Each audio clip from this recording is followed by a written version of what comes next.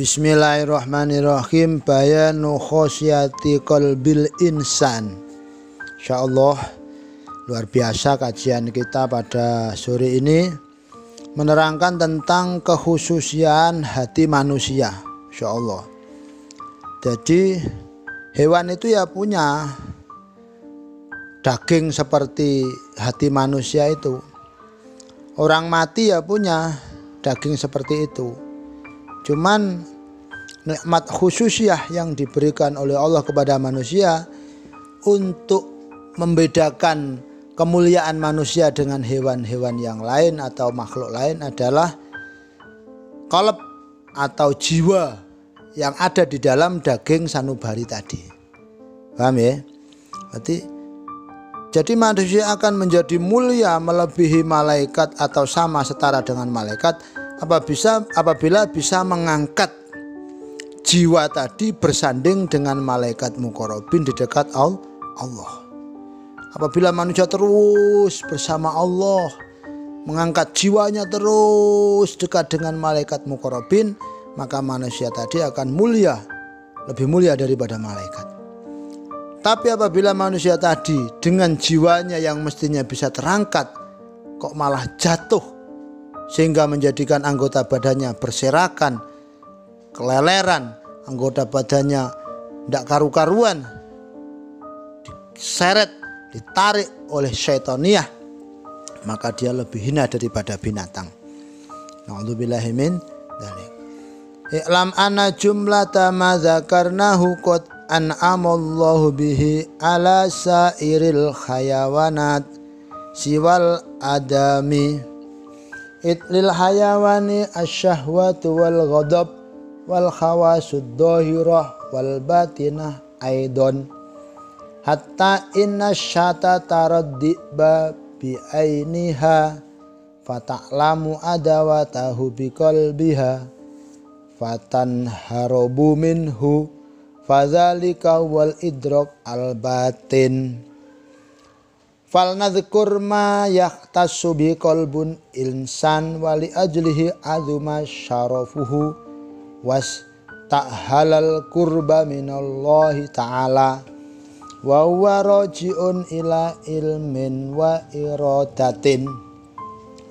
Ketahuilah bahwasanya seluruh apa yang telah saya tuturkan kemarin tentang perasaan, syahwat, keinginan, ghadab, bendu, murka, perasa panca indera yang dohir, perasa panca indera yang batin, itu semuanya oleh Allah juga diberikan kepada hewan-hewan yang lain selain manusia. Selain manusia. Jadi hewan-hewan juga punya syahwat, ingin makan, ingin berkumpul dengan lain jenis, punya marah, ingin menerkam, ingin memangsa, punya keinginan, baik keinginan besar yang berupa marah ataupun keinginan kecil yang berupa keinginan-keinginan seperti makan dan lain.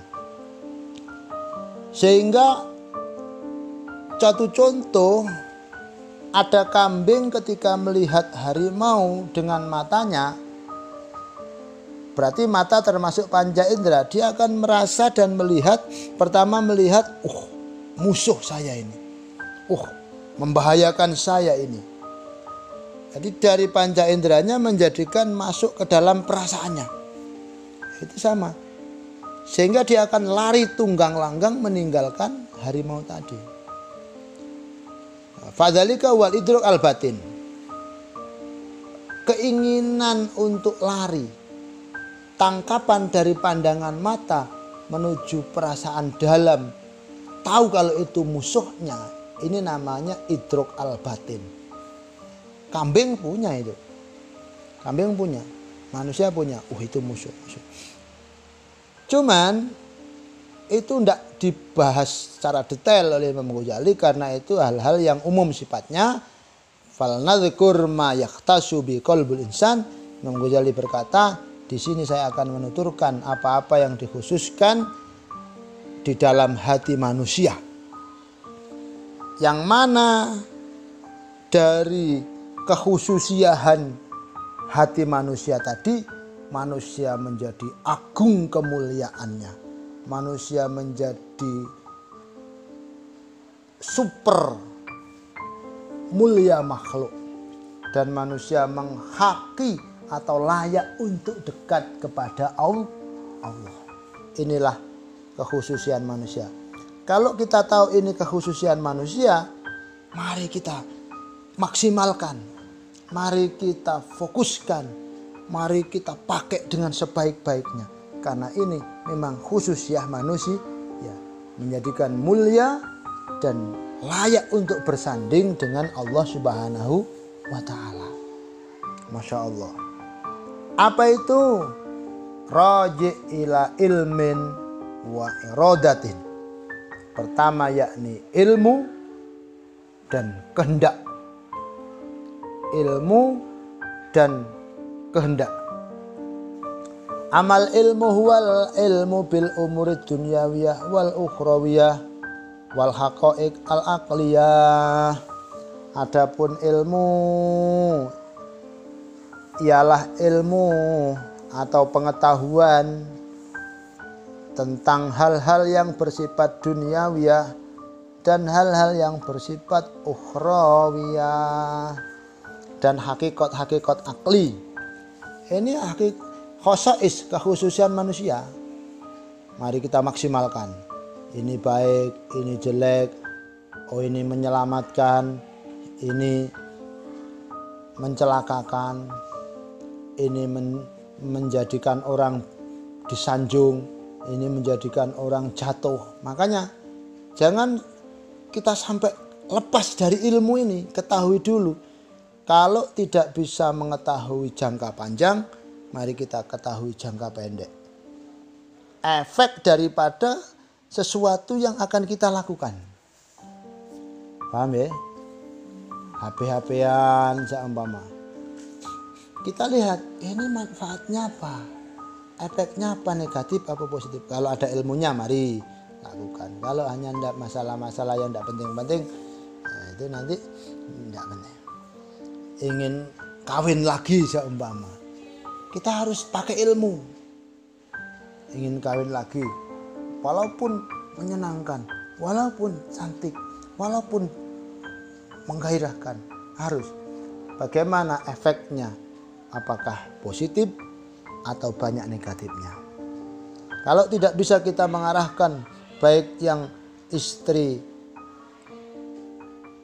tua maupun muda menuju Allah, malah akan menjadi pentang cerenang, akan menjadikan tempur terus, ya tidak usah, yang itu aja dijadikan istri dunia akhirat. Tapi kalau bisa menjadikan keduanya, ketiganya malah baik, seakan-akan malah menjadi tambah maslahat, dijadikan tambah berkah terus, semuanya bisa menuju kepada akhirat, ya wallahu a'lam bishawab. Tapi saya kayaknya tidak sampai ke situ nanti. Paham ya? Itu. Jadi tahu urusan duniawiyah, tahu urusan ukhrawiyah dan hakikat-hakikat. Oh ini hakikatnya begini, hakikatnya akliyah begini. Sholat itu hakikatnya menuju Allah. Ruku itu hakikatnya ialah untuk belajar melihat ke bawah dalam urusan duniawiyah dan urusan kejadian manusia. Jangan melihat orang yang lebih kaya, tapi lihatlah orang yang lebih miskin. Jangan lihat orang yang lebih cantik, tapi lihatlah orang yang lebih jelek. Enak nanti. Itu hakikat-hakikat akliyah. Jangan melihat orang yang lebih apa sudah banyak, ini aja dinikmati. Masya Allah.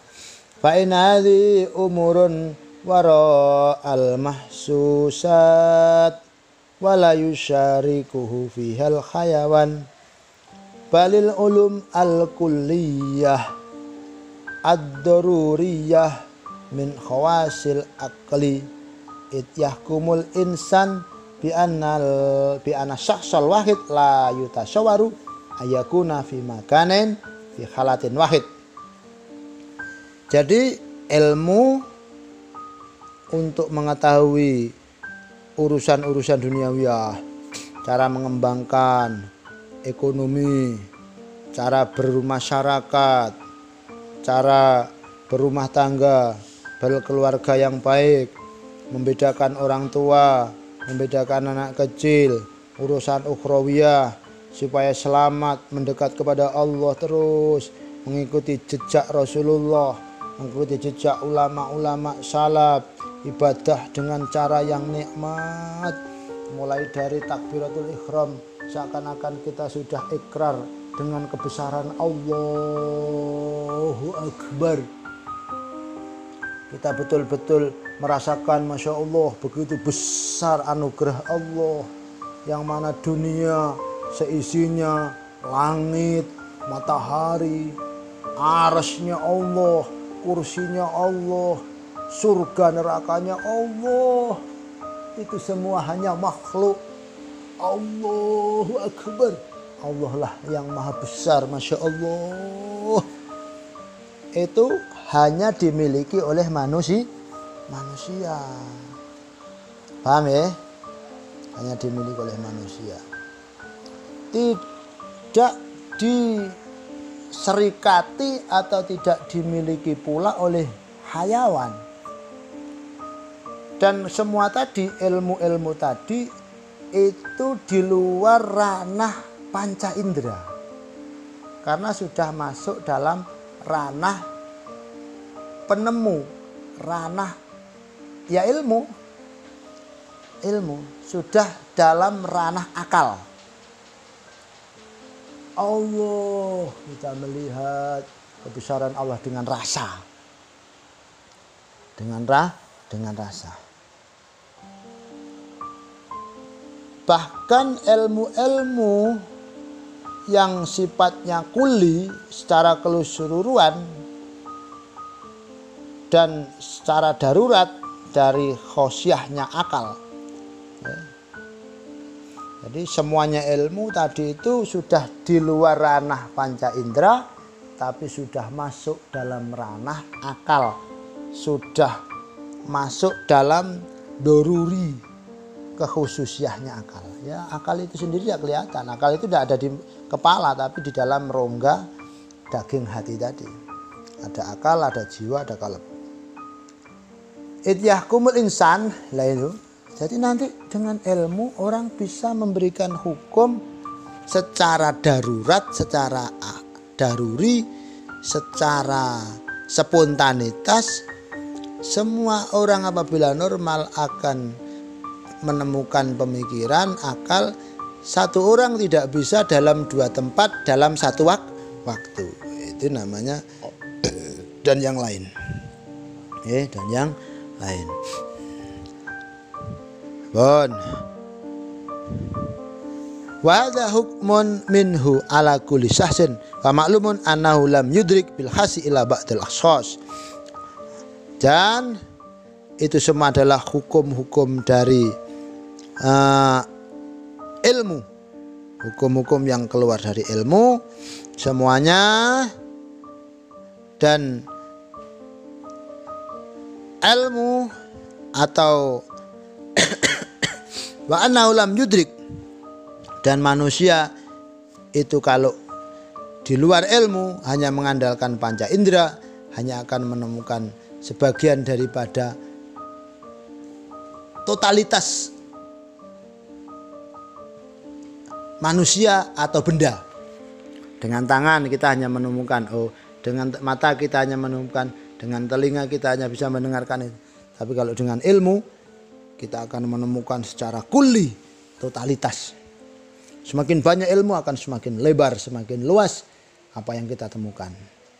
Kadang ada ilmu lahir, ada ilmu batin, ilmu yang berkaitan dengan duniawiyah, ilmu yang berkaitan dengan ukhrawiyah, ilmu yang bisa memandang kebesaran Allah, merasakan keberadaan Allah dalam setiap sesuatu. Itu namanya makrifat nanti sudah. Mudah-mudahan kita bisa, amin ya rabbal alamin. Intinya kalau kita bisa memanfaatkan akal, ilmu, perasa, kita bisa mengangkat jiwa kita bersanding dengan Allah, terus merasakan kebesaran Allah. Kita nikmat bersama Allah, kita terus beribadah bersama Allah, dapat nikmat berupa kesenangan kita melihat Allah, dapat ujian atau musibah kita tetap bisa memandang Allah.